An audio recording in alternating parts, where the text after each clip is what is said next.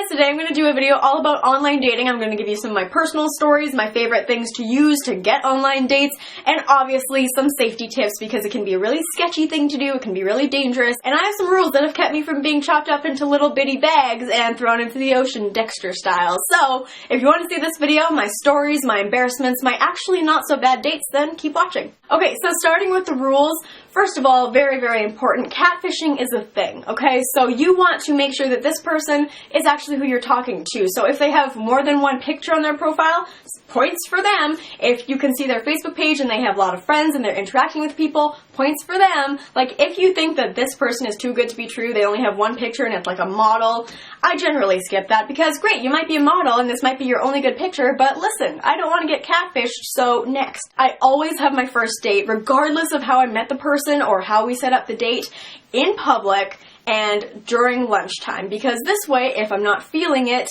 I can say, oh yeah, I have plans. There, escape route. And speaking of that, drive yourself. Regardless, again, of how you met, you want to be able to have your own transportation, and you don't want a person on the first date to know where you live. That's how stalkers happen, okay? So avoid that. Last thing I do all the time is I tell my friend where I'm going to be, how long I'm going to be there, the person's name, and the person's phone number, because I'm going to be paranoid about my safety, and I'm okay with coming off a little bit psychotic because I'm going to be okay at the end of the day, and I recommend that you guys do that too. Take some precautions.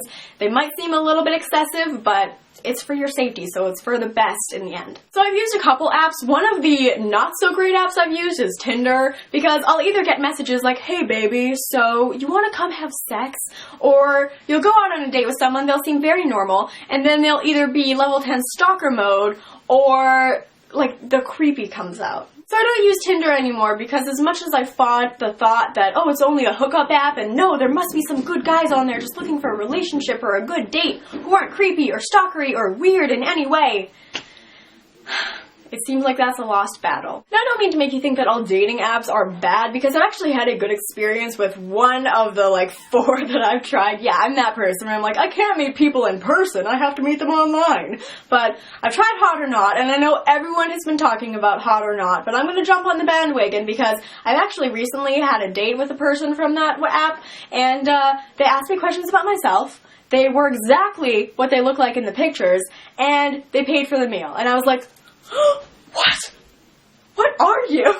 Where did you come from? Like, this is very unusual to me in this whole, dating app realm of reality. It doesn't happen. So, the app is right here. You click on it, and, ooh, Hot or Not. You can't see it, but the little logo is right there. So, it loads a person, and then you get to, swipe through and be really judgmental. So this, oh, meet Chris, guys. So we swipe through their pictures, and you get to decide if you like them or not. You can click over here on the little profile thing and check out all their information, their likes, their location, and you either like them by pressing the heart, or you don't by pressing the X, and if you both like each other, then you talk on your connections. So there you go. I like the Hot or Not app. I'll link it down below. Free to download in case you want to. Even if you just want to, just be judgmental to people, no, yes, no. Or, I actually used this before I went on any dates to practice my flirting because I was just off my game for a while, so I would just try out different things with, random guys that I wasn't actually interested in. I'd be like, oh, so,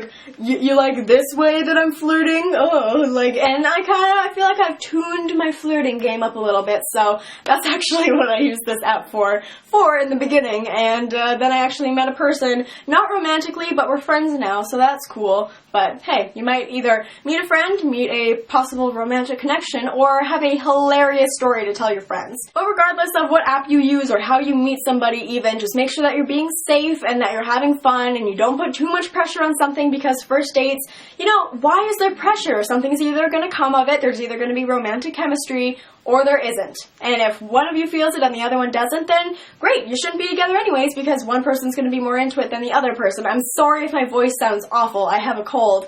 And I thought my voice was going strong, and then halfway through this video it's like, stop. So, I'm sorry guys, but I'm going to cut a little bit short because of that.